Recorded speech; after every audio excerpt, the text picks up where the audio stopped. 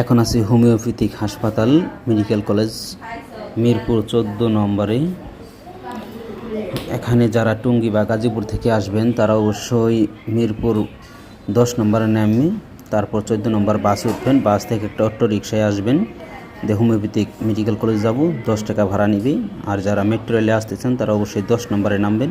এখানে কয়েকদিন আগে কোনো লোক ছিল না, তবে এখন যে পরিমাণ লোক বাড়ছে, আজকে প্রায় হাফ কিলোমিটার লোক সিরিয়াল।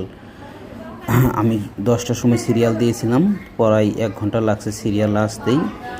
পরে এখান থেকে ডাক্তার দেখানোর যে একটা সিরিয়াল, ওখানে লাগছে পরে আধা ঘন্টার মতো।